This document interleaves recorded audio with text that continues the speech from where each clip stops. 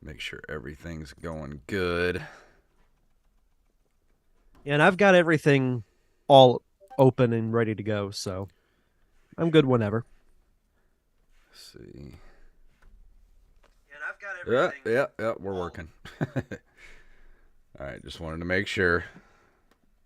It is Monday Sorry, after all. sorry you had to hear my voice as soon as you went live. I didn't know my laptop was that loud. Let me go ahead Let's and see. put this in Discord, and hopefully everybody will be here soon. Retweet that.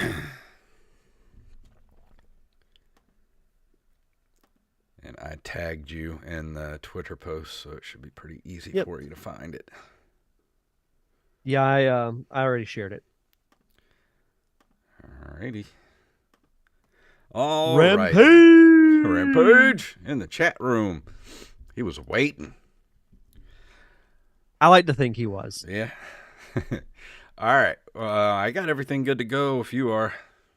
Yep, I'm all set. Let's do it. Here we go. Three, two, one.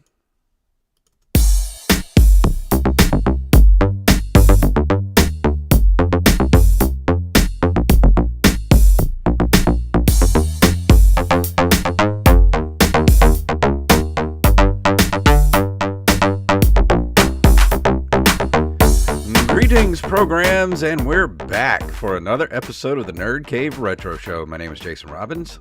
And my name is Derek Diamond. So it's been a rough couple of weeks. Week one was COVID, and then last week, any long-time listeners of the show know my cat Luke, aka Bubby. He's made some appearances on the show before on the back of my chair, but he passed away last Tuesday. Quietly, I held him as in his final moments. So got him back, got his ashes back and everything on Friday, and I've got him a little nice little thing in the curio cabinet on the top shelf with a couple of pictures, and they got me a tuft of his hair and put his paw in a little ceramic thing. So he's up there from now on, and I'm really sad about it, but life goes on, I guess. Well, and it's never tough to to lose a loved one. And yeah, we put our furry friends in there too. And I always think of him just randomly jumping on the back of your chair in the middle of the show, just like, you know what? I think I'm going to be on the show tonight. Yeah. So It's so quiet around here without him. Like, he was such a big personality, and still got Lizzie, but I can tell she's missing him too. So she's sitting right here next to me. She's a little too yeah, shy to make appearances, but she's right here next to me. maybe one day she'll work up the nerve to do it. But no, that's really cool that they did like a little memorial for him and that you were able Yeah. to keep it. That's really cool. And I know it's tough, but I know you've got a lot of good memories to remember him by. Oh yeah, he's been my constant companion for 13 years now. So it's tough to lose him, man. It's really tough. Yeah. It is. And yeah, my heart goes out to you still because I know that you'll be feeling it for a long time. Yeah, and everybody's asking me if I'm going to get another cat. Like, eventually I will, but I'm not really. I don't know. It's too soon. It's just way too soon. Yeah, it's there's got to be, at least in my opinion, not saying that it's wrong to get another pet as soon as one passes away if that helps you cope with it. Yeah. But to me, yeah, there's got to be a grievance period, if And I you don't will. want Lizzie to be lonely either. She's here by Right. herself all day, and she's used to having him here. So I know she gets lonely. So I need to get a companion for her as well. Hopefully, I get Yeah. somebody as rambunctious as Luke was. Yeah, I'm sure you will. And how was your week? Yeah, it had to be better than mine. Well, I won't say it's as bad as yours because like this is a completely different circumstance. So I in no way want to compare it to that. But my week was not the greatest either. Had to go to Tallahassee at 6 o'clock in the morning last Thursday to cover an event for work. Drove back. then had to work my normal work day Friday, then cover a conference Friday night that then continued all day Saturday. Had a freelance shoot yesterday. So it's been kind of a whirlwind few days. Do you ever stop and rest anymore? Not really. I'll, and now I'm here doing the show. So, Yeah. but no, I don't count this as work. This is Yeah. fun. So, um, no, not the greatest of weeks, but you know, it's a new week. Yeah. We'll see what happens. I'm taking tomorrow off just because I need a I Yeah. need a breather. Oh, trust me, I know that feeling. And hopefully this next week will be better. It has to be. It can't be any worse than the last 2 weeks have been. Right. But Yeah, no, I think it will. I have a surprise for you. Got Okay. something in the mail today. We got this big box from our patron and friend. He's on the Discord. His name is Mr. Justin Nispel. And he sent us some surprises in the mail. He sent us each. He sent us each a Famicom. What? We each Oh have my God. our own Famicom, and we have Rockman 2. And got all the hookups. Let's see, we got I don't know what this is, but it says 501, and it's got like Ninja Turtles and Tiny Toons on it. So I think there's like 500 games on this disc. Wow. And he sent us a note. Let me read the note here. He says, "Hey guys, I was listening to the show one day while I was working on some Nintendo family computers, and I heard you both say you want to add one to your collection, so here you go. I fix and repair old video games and electronics for fun.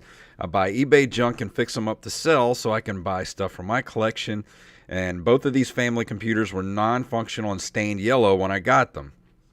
Tore them apart, fixed them, cleaned them, and did a process called Retro Bright to remove most of the yellow. Then I scrubbed all the plastic and put them back together.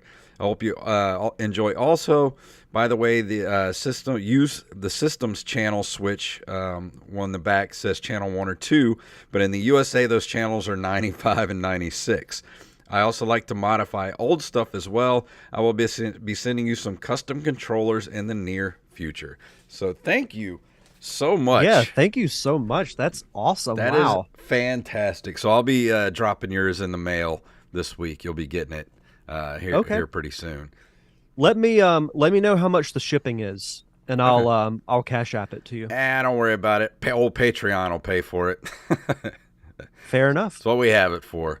But thank Yeah, you, no, Justin, for that's- that. Yeah, absolutely. That was incredible. Like I opened the box and I just my jaw hit the floor. It's like, what is this? I need to capture my reaction to that because I was not expecting that at all. That's so cool. But they look brand new. Like he did a number on these things. They're so cool. They look, I can't wait they to look see it brand in new. person. Like they just came out of the package. So I'm excited. Now I get to go down a path of hunting for Famicom games. Yeah, same. I'm gonna set it up where it'll be on display. Yeah, me when too. we do the show. But that brings us to the end of our beginning. And I don't know if we can get better than that. I feel like we should just wrap up the show. I got at this nowhere to point. go after that. But we got some news to get to. You want to get to the news? Let's do it.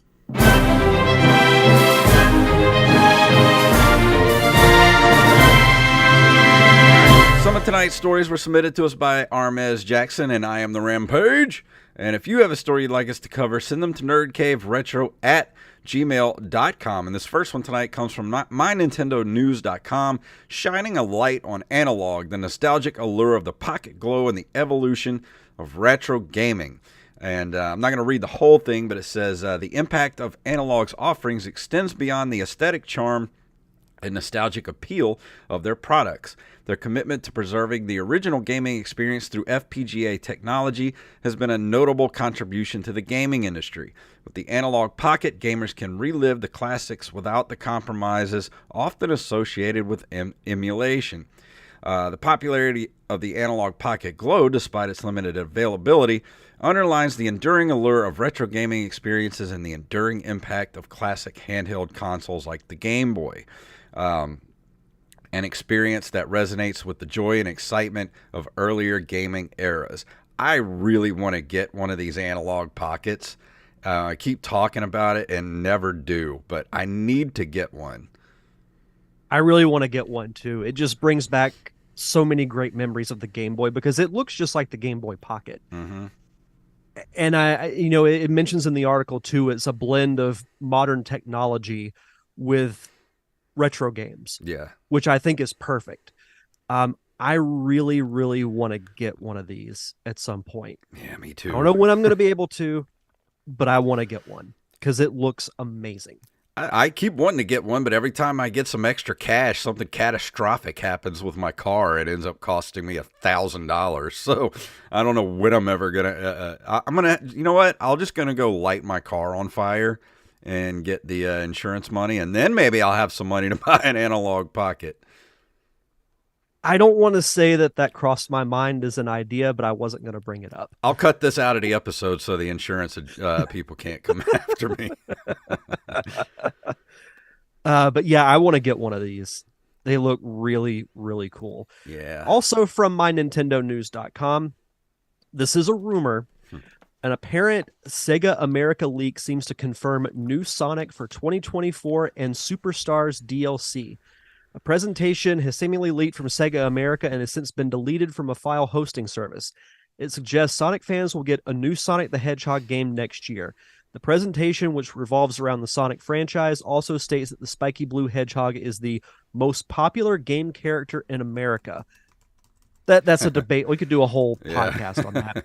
Some of the other things mentioned in the leak include a new Sonic mobile game and planned DLC for Superstars on an unspecified date, which I believe that comes out this week, along with Super Mario Wonder. Yeah. But anyway, the rumors are, and I'll go through these quickly. We've got the Knuckles TV spinoff coming out early next year.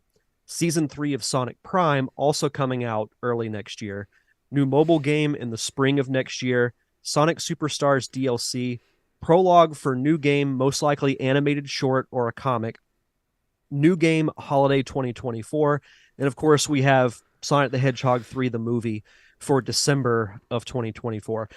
I think it makes the most sense if they're going to put out a new Sonic game next year to put it out around the time the movie comes out, because interest is already going to be high because you're going to have the marketing with the commercials and the trailers and everything.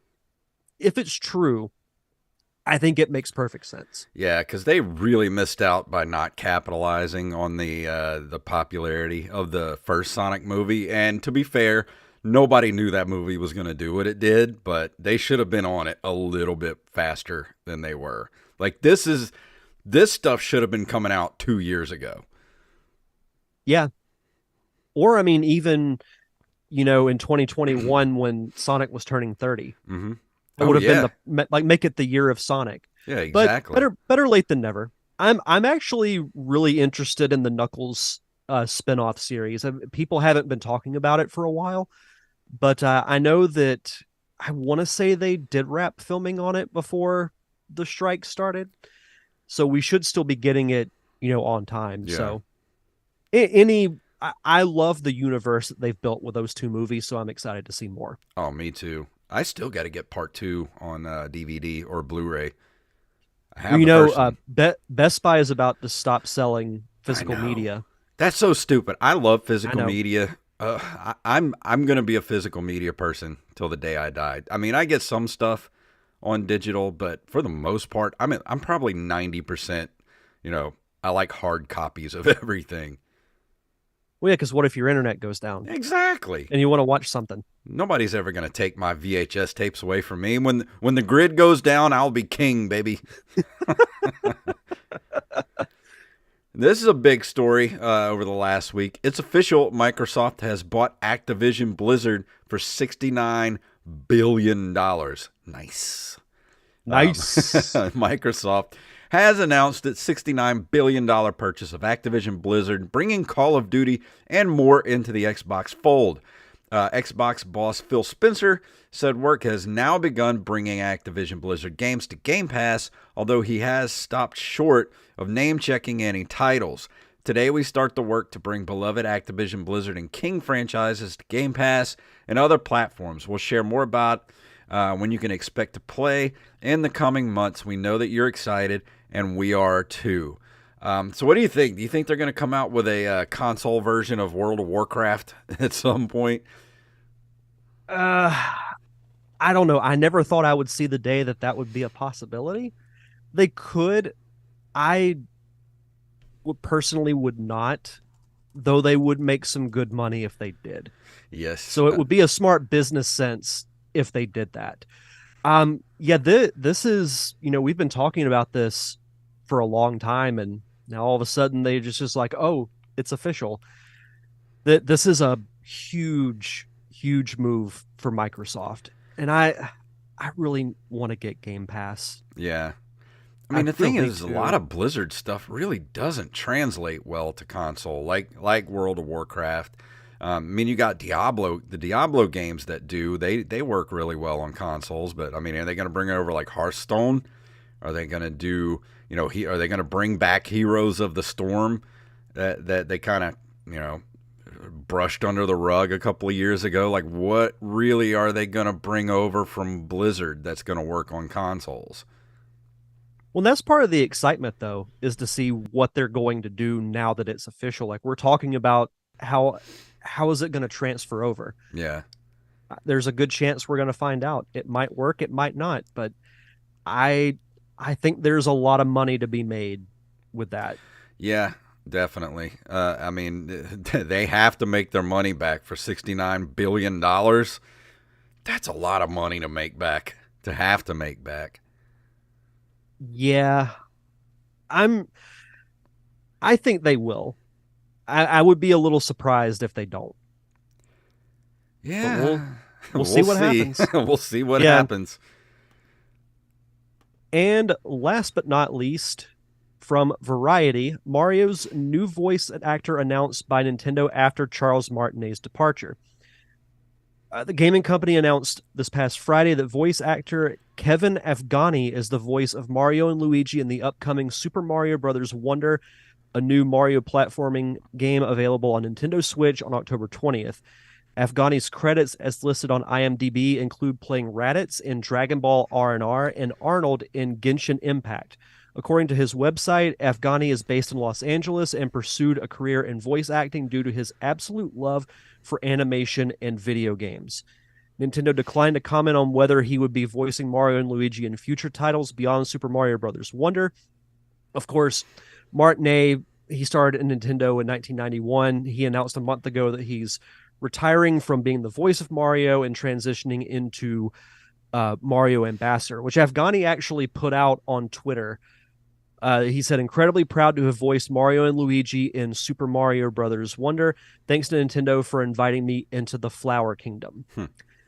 So I don't know how he sounds as Mario because I've, by design, not been watching much from Mario Brothers Wonder because I want to go in Yeah, with a same here. completely open mind. So I think it's a really big opportunity for him. I don't know if I'd want that pressure replacing a legend like Martinet, who's been the voice of Mario since really he's had a voice.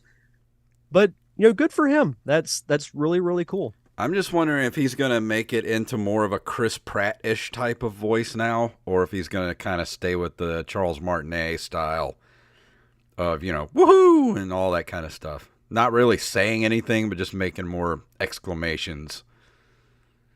I would think they would keep it in the Martinet avenue.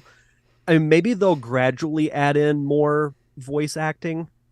But if you think about it, other than the sounds, Mario hasn't really had like a conversational type of voice. Yeah. I'm just glad it's maybe not maybe they'll Chris Pratt. phase into that, but I wouldn't just jump right into, like Mario Brothers movie level of Yeah. dialogue. So I was saying, I'm just glad it's not Chris Pratt. Well, yeah, he'd be a little too pricey, Yeah, a little I bit. think. But yeah, there's a lot of Mario stuff coming out too. We've got the Mario Wonder coming out this week. We've got the Princess Peach game. Next month we've got the remastered Mario RPG. So Oh, I can't wait to good, play good. that. I know it's. I'm gonna get it day one, and I cannot wait to dive back into that game. It is so good. I can't wait for you to experience it for the first time I either. know. I mean, I played it a little bit, but I just did not get very far into it. So I'm really looking forward to playing that. I'm I in the think mood. it'll be worth doing a review on for this Absolutely. here podcast. Yep, that might be a Christmas time review of that. Yeah, But I dig it. now it is time for this month in video game history.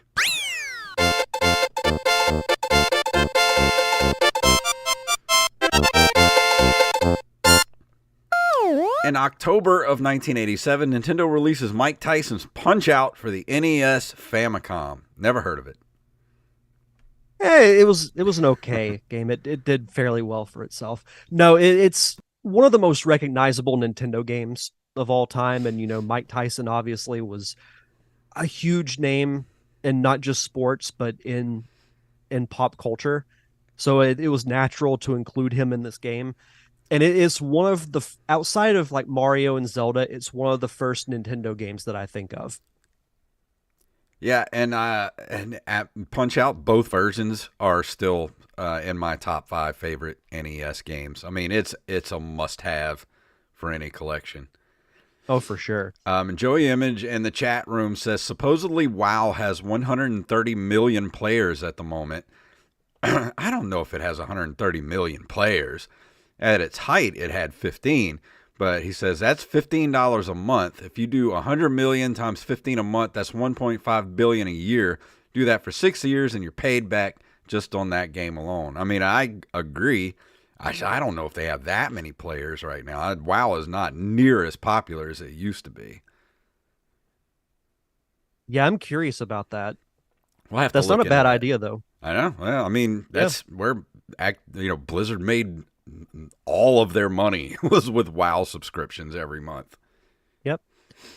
October 1987, LucasArts releases Maniac Mansion, the first game to use the SCUM engine, innovating the point-and-click interface for the adventure game genre. I love that name, Scum Engine. I do too. You scum. You Like scum Rebel bum. Scum. October 6th of 1990, Sega's Game Gear Color handheld is released in Japan. It is launched in North America in 91, in Europe and Australia in 1992. And you only needed about 85 AA batteries to keep it running. The handheld that you usually had to play plugged in. Yeah. Because the batteries wouldn't last long. So it's like, Which this isn't a negated- handheld at this point. It's no longer portable at that point. Yeah. It's the, I don't want to say the early design of the Switch, but Yeah. because it wasn't, because it was only its own thing. But Yeah.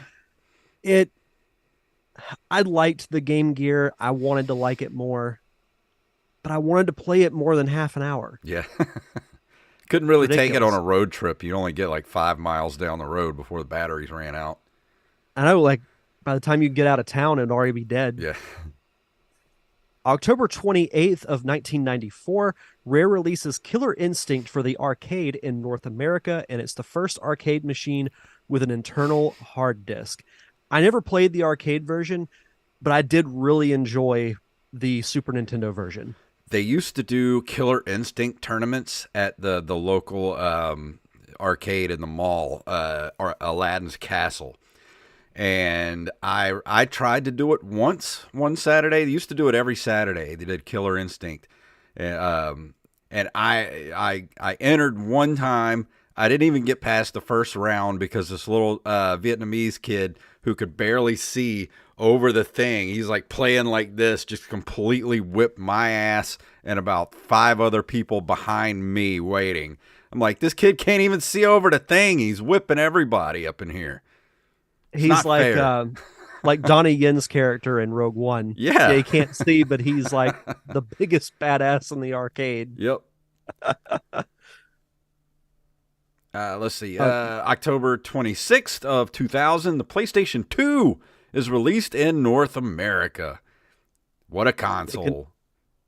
I know it has to be up there as far as like the longest running consoles of all time, and also makes for an excellent DVD player. I'm surprised they still don't sell PS2s brand new. Yeah, like I said, you could use it as a DVD player Yeah. for anything else. No, I love the PS2. There were a lot of great games for it. It was really like, and that I get why Nintendo doesn't want to have like Blu-ray or DVD accessibility, but it's so nice to have. Yeah. Yeah. I I mean, think you would that's, have sold more units had the Wii played DVDs. yeah. Yeah. I mean, I 100% agree with that. But they would have only topped out at like, wasn't the Wii can only do like 720p, I think. Oh, I don't even think it was that because the Wii wasn't in high Oh, definition. it wasn't? So it was only like, Mm-mm. what? Oh, just regular definition. Yeah, I don't Yeah, know. They're but I always mean so DVDs, behind. regular DVDs aren't high def anyway. Yeah, I think they're So only like most that they go is like 480p or something like that, I 480i or think whatever it's so. called. That's why, like, for the longest time, when I was filming weddings on a more regular basis, and I could tell the couple, like, yeah, I could give you a DVD, but it's not going to be in high def, or I could give you this cheap thumb drive Yeah, that has your video in crisp high definition on it. But they still wanted the DVD. yeah. I mean, I don't there's know just why. something tactile about the DVD. It's like it's a disc you have in your hand. It's futuristic, even though it's old technology. True. And finally, October 21st of 2003, Konami releases Castlevania Lament of Innocence for the PS2 in North America. I never played that one. I need I to. haven't either. That might have to be Almost a review. yeah. Yeah, we're coming up on the on Saturday it'll be 20 years old. Whew. 2003 is 20 years ago. Do you ever think about that and just melt your brain? Next year will be 20 years since I graduated high school. Yeah. Yeah. Let's see, It's crazy. 1995. What? Almost 30 years ago, I graduated high school. That's not cool, man. It's not cool at all. 95 was a good time. Yeah, I was a like I was a I mean I was only a kid, but that's part of the reason why it was a good time. the 90s were great. They were. But that brings us to the end of this month of video game history. And Derek, before we go into the review tonight, do you want to do our Patreon shout out? Absolutely. We want to shout out our awesome patrons over at patreon.com/nerdcaveretro. We want to shout out James, aka Jimbo Jr. on Discord, Travis Martin, Raven, Danny House, Justin Nispel. Thank you again for the Famicoms. Yes. Those were amazing. John West, Daniel Salmon, Mr. B. Rez Coffee himself, Mike Eveland, Tyler Watson, AxeBlade07, Armez Jackson, Carlos Longoria, aka I Am the Rampage, Rampage. Steph Sargent Sketch, Gus and Penny, Matthew Salmon, Mr. Joey Image, and of course, Mama Diamond herself, Donna Diamond. Mama Thank Diamond. you all so much for your continued contributions and keeping the lights on for us here on the Nerd Cave Retro podcast. For as little as $1 a month, you get early access to our bonus episodes, which are usually commentary tracks, and we've got a special one Yes. planned for October. We all love our Halloween films. We've been actually talking about the Halloween movie franchise. Do we want to reveal what it is, or do we want to save it as a surprise? No, let's go ahead and tell everybody. We usually have Mr. Joey Image, who's in the chat room right now. He comes in and joins us every October for our extra episode. So he's going to be joining us again this year with me, Derek, and Mr. Wally Phelps. And Derek, tell them what we're watching. We are watching the original Scream movie, which I cannot wait because it's that and the original Halloween are my 1A and 1B. Mm-hmm. I love the Scream franchise. minus one of the movies. I actually think they're all really good. So I'm really excited to watch it and discuss it with you guys. Yeah, we're going to be recording that on the 29th. So as soon as we're done with it, I'm going to release it to Patreon. So if you want it, if you want to get that as soon as it drops, go join our Patreon. And tell them again where that Patreon's at.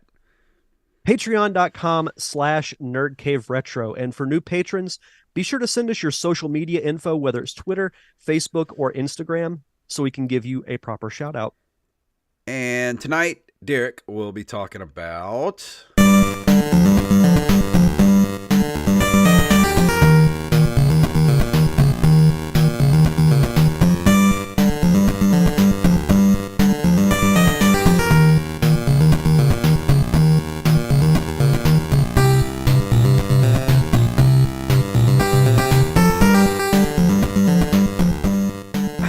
whether I like the music or I don't like it. I can't really tell.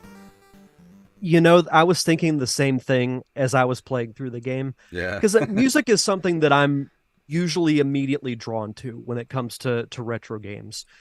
I'm a sucker for 8-bit and 16-bit music. And there's a few different tracks throughout this game, and I'm like, I don't know if I necessarily like them. I don't dislike them, but they're not anything really to write home about. Yeah. If that makes sense. They're kind of middle of the road is how I would put it. But this is a game that once I discovered it, I immediately knew that I wanted to review it for this month, and that is Ghoul School, which is a Metroidvania video game released for the Nintendo Entertainment System in 1992 by Imagineering. This game takes place in a high school which has been overrun by ghosts and demons, which you wouldn't really know if you didn't read the instruction manual before you started the game, because I put this as the first thing in my notes. This game tells you nothing when you start it. You dive right in and you just got to figure out what to do. Mm-hmm. And I feel like that was fairly common for games of that era, because if you think back to the original Legend of Zelda, if you didn't like read the manual or you didn't see the opening crawl, you were lost. Yeah. Like you had no clue what to do. You're just standing in the middle of a field and you're like, oh, well, I guess I'll go in this cave. Yeah, unless you read the instruction books, and sometimes they'll give you a little story of what the game is about, but then all it would just give you controller layout of what the buttons do, and sometimes they'll give you an enemies list, but that's about it. Yeah. So this is the story as per the manual of Ghoul School. While taking the usual shortcut home through the cemetery from Ghoul School High, yes, that's a real thing. Senior, I can't tell you how much I've been fighting the temptation to say I'm too cool for Ghoul School.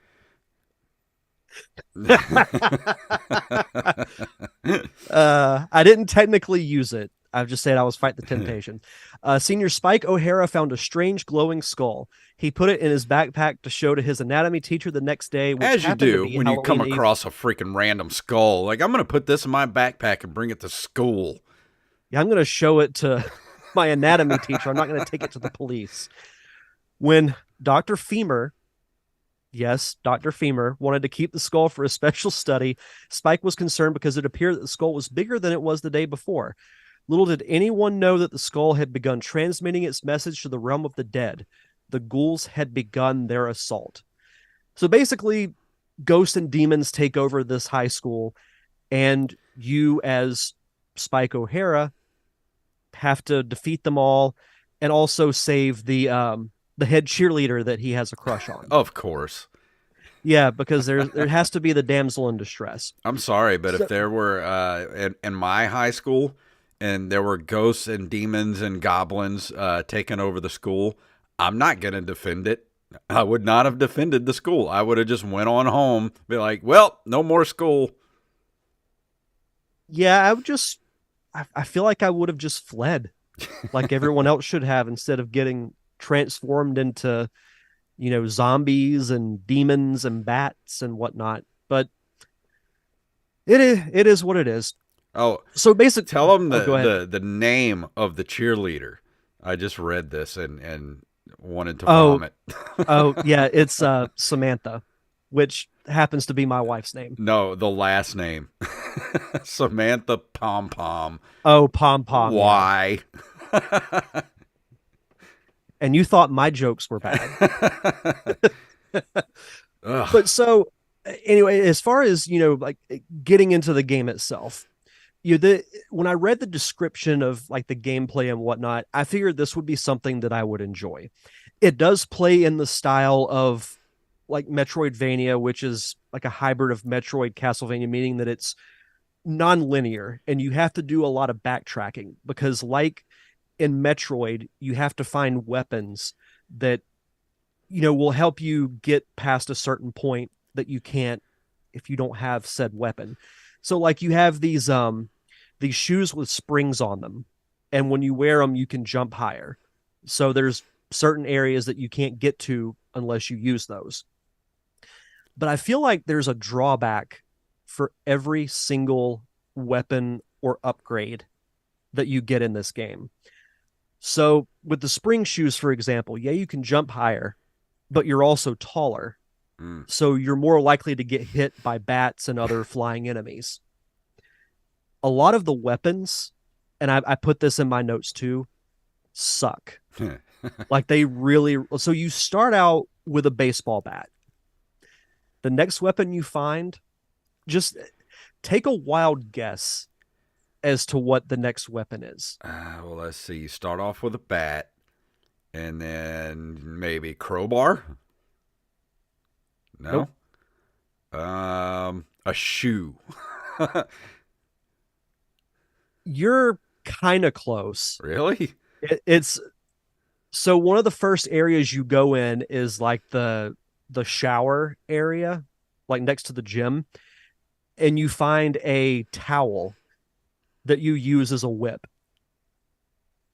Really? Yes. And I'm like, somebody on the development team had to be a jock in order to put that in because there is no other way that any like rational minded person would think, oh, like what are you going to do? Just like do the trick where you like roll it up into like a thin piece of towel or whatever and like flick it like a whip. Like that sounds like such a jock thing to do. Yeah. I mean, So I'm that's. already getting mad at this game because it's giving me PTSD for school. So, how did you come across this game? Because I had never heard of this game either and randomly came across a review of it on YouTube not too long ago. And I watched the review and I don't remember who it was from. I don't think it was like AVGN or anything. It was just some random retro gaming, YouTube channel. And they were talking about this game. And even after watching that, I still don't remember much of what I saw. Like, it just did not look appealing. I remember it not looking appealing at all. Well, the way I came across it was we were coming up on October and I was trying to think of stuff to review because I haven't played nearly as many horror or Halloween themed games as you have. So I just Googled, Halloween or horror themed retro games and I found a few different lists and this was one of the first on it. And I read the description. I'm like, oh, this seems like something I would enjoy. Mm. So that's how I came across it. Yeah, because I don't remember this game at all. I mean, even still, it came out in '92.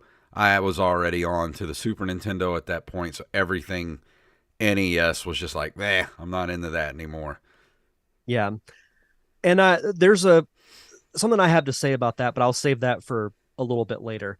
There's a almost like a laser gun that you find called the Deweytron, which I'm like Dewey from Scream. I was gonna ask you about that. I saw that in the you wrote you start with a bat and the Deweytron sucks. So the Deweytron is like a laser gun, so it's a great long range weapon. You might as well shoot like those little plastic balls with the holes in them at enemies because that's about the effect that it has. So you remember in Metroid Fusion when you're fighting the SAX at the end of the game, it transforms into that Hmm. larger like alien creature. Yeah. So a lot of the default characters you fight, like the theme is a lot of them have one eye, like a cyclops. Hmm. One of them has a build similar to that. It reminded me of the SAX. So I'm shooting it, like I find the Dewey Tron, I'm like, oh cool, a gun, so I don't have to worry about getting hit. Guess how many shots it takes from the Deweytron to kill one of these things? I counted. Guess how 30. many? 30. You're really close, 32. Jeez. Yet it's so bad. Oh, Like that's it almost like the Avengers game I played not too long ago. The NES Avengers game. Remember where it took like 50 to 60 hits to kill a boss? I'm like, this is stupid. and there are these little miniature cyclops creatures that will follow you in certain areas. They normally populate like the school hallway, because like that's the main hub of the game, is you're going through the hallways to go in these different rooms, like classrooms, a gym, a bathroom, a basement, rooms like that. There are these small little one-eyed creatures, and they're fast as you know what. And the problem is they move faster than you do, and there's really no way to kill them. So unless you're like standing at the top of a staircase, so you're like eye level with them, and then Mm. you can shoot them Ugh, with the Dewey Tron, but of course it takes forever. that sucks. So I think I yeah, remember that from the review video I watched. I mean, this was also like this was a couple of months ago actually, and that shows you how much this game stuck with me because I forgot about it until you said you were gonna review it, and and I remember them saying that the weapons are almost useless in the game. Like that's what it really sucks about it. there is one. I can't remember the exact name of it off the top of my head, but I'm pretty sure it's called Spinal Tap, like the movie. Yeah, And it's a very close range weapon, but you can kill most enemies in 1 to 2 hits with it. But you're likely going to get hit yourself, so it's almost like not worth the risk of yeah, using. But you do get more powerful weapons throughout the game. Like there's towards the end of the game, you fight a Grim Reaper, and once you defeat him, you get his sickle, and then you can kill most enemies in like I think 4 or 5 hits with it. So that's not too bad, but it comes along at towards the end of the game. So it's like, where was this earlier? Why yeah. do I have to go through all the frustration of using these stupid guns and this bat and a freaking gym towel? Yeah. I can't get over the gym towel. And I That's can't been my biggest takeaway. I can't help but look at the cover art for this game because and I can't tell if I like it or if I don't. Kind of like listening to the music for the game. Like it has a weird early Photoshop feel about it. I don't know. There's it kind of looks cool, but it kind of doesn't. It's weird. It looks like something that I would have made when I was learning Photoshop in computer graphics Yeah. class. It And looks when I like made it, I'm thinking this is the coolest thing ever. and it looks like a mock-up. Like okay, this something you throw together in like 5 minutes and be like, okay, here's what it is an idea of what it's going to look like. And then they did that, and they're like, oh, like no, that looks good. Let's just throw it on the box. Like, okay, We could do a whole episode on bad game we covers. didn't we talk about that before? We were gonna do a top 5 worst video game covers, or did we already do that? I want to say we already did, because I think we've had this discussion before. Because if we did, I would have to put this on the list somewhere. It would at least be an honorable mention. Yeah, at least. It's not the worst I've seen, but it's far from the best. I mean, it intrigues me looking at it. I'm like, what is this about? But at the same time, the art major in me is like, I don't like this at all. This is just too much going on in too little of a space. And I hate the font on Oh the yeah, you front can. too. I How can't. is that skinny font Uh, with like the the stroke that's as big as the font Yeah. itself. Oh, I can't stand that. And it's got like the Superman, the what Oh, is that from Superman called? the movie. Yeah, what is that called? Yeah, That like trail behind them, like it's coming at you. That yeah. is so early Photoshop where you're like, "Ooh, look what I can do." I may or may not have done that in computer graphics class Yeah, I once. may have done that for some early podcast stuff I did too. So I'm just I'm just as guilty. We've all been there, so it's all good. But okay, I'm going to spoil the ending of this game because I'm sure that you're not going to worry about it. I'm The sure no people one listening else is going to probably be aren't going to playing worry. either. Oh, okay. Because spoilers, I'm not going to recommend that anyone play this game. Okay, so you have to get I, this may be the most ridiculous weapon of them all, like right up there with the towel. You get embalming fluid that you have to have in order to rescue Samantha Pom Pom from the leader of the zombie. I don't. And the thing is, like, some of them are zombies, some of them look like aliens. It's like they both just decided to invade. So you fight this giant creature that again has one eye. That was probably the easiest boss fight I've ever played in my life. And then Samantha is trapped in this like trap door type thing, and you have to throw the embalming fluid on the door in order to open it and rescue her. Okay. So when you do that, you jump in, and once you stand next to her, like you've completed the game. And then there's a cut scene where they're standing outside the school, and it's being transformed, back into the normal high school, and you've got like the ghost kind of evaporating out of the air and whatnot, and the school transforms back to normal. While this is going on, the main character sneaks over to Samantha and wraps his arm around her waist, and she denies him.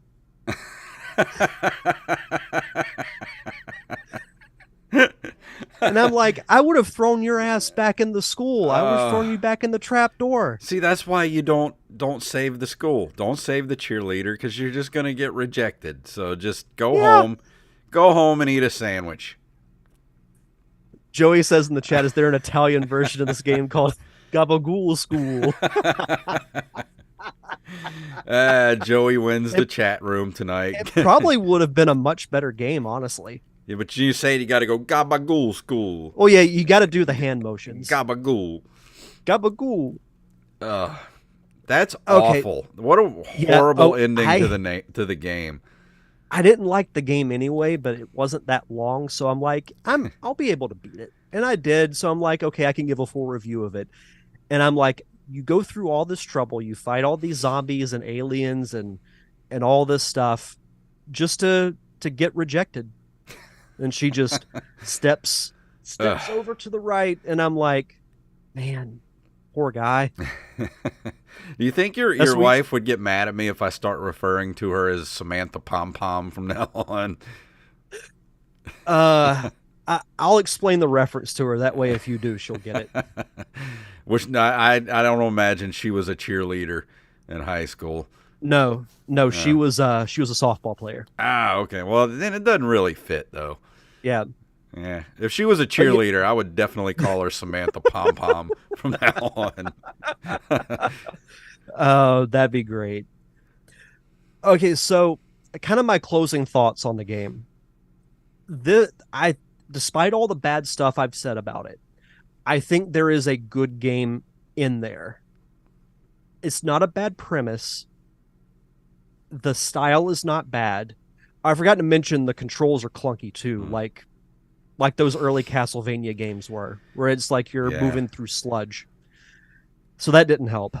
Um, had they moved this to Super Nintendo and maybe given it a little more TLC, like give it a little more polishing, make it not so repetitive, add a little bit more to it, like maybe like make the school a little bigger. I know that's more backtracking, but I think there'd be more to do essentially because it only took me like a little over an hour to Really? beat the game. Yeah, it's a really short game. So had they done that, I think it could have been better. But the way it is now, it's just I didn't enjoy it. And I'm honestly disappointed because I was looking forward to it because it seemed like a genre that like I like the Metroidvania style games. Yeah. It seemed up my alley, but I just I did not like it. It seemed like it was a good idea, just kind of bad execution. Because there were a lot of, there are some really good horror, themed games for the Nintendo. Like Monster in My Pocket's great. You get to play as Frankenstein and Dracula. It's a beat 'em up. You got Maniac Mansion, which is a great game. You get all these great. We're not going to say Fester's Quest because that is not not a good game at all. Um, Still the best game I've never played. yeah, but there was a lot of good horror games for the NES, and even like you said, when you said it was there was a good game in there, I still say Friday the 13th, the LJN game for the NES. There's a good game in there. It was just the limitations of the Nintendo is what held it back. I still say there's a good game in there, and I'm gonna find out next week whether or not Nightmare on Elm Street is a good game. But it just kind of sucks to hear that there's a horror game that just doesn't really do much. Like because I love like Zombies Ate My Neighbors. I think you love that game as well. Yeah, that Like game's great. the genre, I love the genre. But man, it's like when you fall flat, it's either a really great game or it falls flat. One of the two. Yeah, there's like no in between. And just there's not much said in the reception, but I'll read off a couple of the scores. All Game gave it 3 out of 5 stars. Game Players gave it 4 out of 10. The Video Game Critic gave it an F. Ooh. So I'm going to say for me, there are elements that I like about it, but I just think the execution was pretty poor. Yeah. So I'm going to give this game hmm, I want to say like a 2 cuz that's way too low. I'll give it a 4. I'll give it a 4 out of 10. Like there are things that I like about it, but there's more to dislike than like. Yeah. Well, that sucks. I'll probably never That's, play it, but I wouldn't recommend it. I wouldn't waste my time. yeah. Well, It's all right though. I mean, we say it, every now and then on this show, like not every game we review is going to be like this glowing recommendation. Like there are bad retro games out there. yeah, and you would think being this late in the NES lifespan, it would have been better because they knew what the NES was capable of by this time. Like, how do you have games that just miss the mark and fall flat, don't have great, they don't have great graphics and stuff, and then you turn around and look at stuff like, Shatterhand and, Metal Storm and games like that where they're damn near look like 16-bit games. And it's like, how do you just make a piece of crap and just throw it out there? Like, how does that happen? I have no idea. But those are my thoughts on Ghoul School. Next week, and like I said, I'm going to be doing Nightmare on Elm Street with the LJN warning label right there on the front of the game. I can't believe I've never reviewed this game. We've been doing this show for what, like 7 years now, and Almost 7, yeah. I've never done Nightmare on Elm Street. So this is going to be really interesting because I don't think I've ever played this game, honestly. I'm excited to hear about it. And I like the Nightmare on Elm Street franchise, so I'm curious to see how that translates into the video game world. Well, I'm going to try to do some streaming of it over the next week. So keep an eye out for on my YouTube channel if you want to come hang out with me while I play. I don't even know if you play as Freddy Krueger in the game. Like you would think if it's a Nightmare on Elm Street game, you get to play as Freddy Krueger and kill teenagers. But more than likely, I'll be playing some nameless video game character or something. I don't know.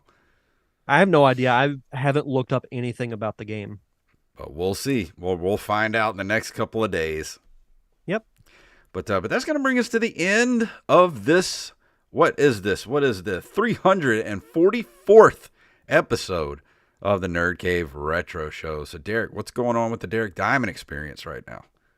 So, for fans of this show, I think you'll be interested in hearing this week's episode of the Derek Diamond Experience because I got to chat with actor Matt Hill, who played Captain N in Captain N the Game That's Master, so awesome. which is a cartoon that you and I are both fans of. We've done commentary tracks for it before.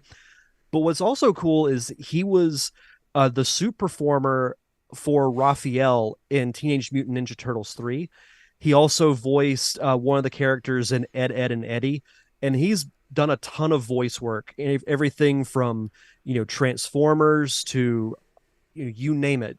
He's been acting for over 30 years. So told a really fantastic story, great personality. He was great to talk to. So you can check that out at linktree.com/ddiamondpodcast. That links you to everything from social media to YouTube channel. Everything Derek Diamond Experience related is in one location. And I want to let everybody know, too, if you listen to the show on Spotify, or, I don't know how you're going to hear this right now if you're on Spotify, but for some reason, the RSS feed didn't redirect correctly when I moved to Acast. So I thought I'd fixed it earlier this week. And what happened was it created a whole new Nerd Cave Retro page. So I had to go back to Spotify for podcasters and tell them what happened. Hopefully they have it fixed now to where our old page and feed will have the episodes now. So if you're following that page, it will work within the next 24 hours, I hope. So sorry about all the confusion with Spotify. I'm just trying to get everything. Spotify is not making it easy for us to move off of their platform. They're just not, they're angry with us, I think. Yeah, I'm not worried about them. But hopefully the feed will be fixed within the next 24 hours, and we'll see what happens. So thanks, Spotify. And as far as the Open Micers podcast tonight, we're going to be talking, this week's episode, we're going to be talking to comedian Andrew Rudick, who is a nationally touring comedian, stand-up, and he's got his own comedy albums out. He's been on... he's been on the Bob and Tom National Radio Show. He's a regular on there. So go check it out. We're going to be talking to him later tonight. Go follow the Open Micers podcast at Open Micers on Twitter and Instagram. And Derek, I think that's everything. I think so. Well, let's go ahead and walk out the door. If you want to email us, you can email us at nerdcaveretro@gmail.com. Nerdcaveretro.com is our brand new updated link tree that includes Facebook, Twitter, Instagram, Patreon, merch shop, and we got Cash App and PayPal on there too if you want to send us a little something. If you don't want to be a patron, you want to send us some money to keep us going, you can do it that way with Cash App and PayPal. NCR merch is where you can go to get t-shirts, hats, stickers, magnets, bags, mugs, whatever your nerdy little heart desires. Follow us on social media at Nerd Cave Retro, at JFunktastic, and at Derek_Diamond. And of course, please leave us a review and or a 5-star rating on all podcasting platforms. So Derek, please tell them what it's all about. Gabagool. It's the Ghoul School.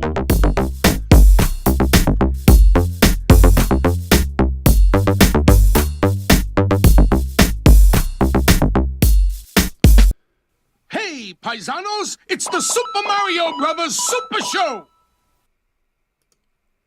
All right, now that's an episode. That was fun. Yeah, I had to put that Mario one in there because of the Gabagool thing. It took me a minute to find it. I haven't played it in forever. That was a really fun episode. Yeah, it was. I like that a lot. And like I said, I don't remember anything of that video really of what Ghoul School looked like. So I'm gonna have to go back and look at a video of gameplay of it. Yeah, I was really disappointed by it. Like I actually had pretty high expectations for it. Yeah. But it's all right. I just hope Nightmare on Elm Street doesn't suck. Yeah, I'm really curious about it. The LJN label concerns me, but who knows? Like There's I only one said, way to find out. It's a warning label of sorts. Like, oh, this is an LJN game. This is gonna suck. Pretty much. But thank you guys for hanging out with us. Thank you again, Justin, who absolutely. Thank you so popped up in much. the chat room. Thank you for the Famicoms. These are awesome. I'm gonna get Derek's in the mail here in the next couple of days. So thank you guys for hanging out with us, and we will see all of you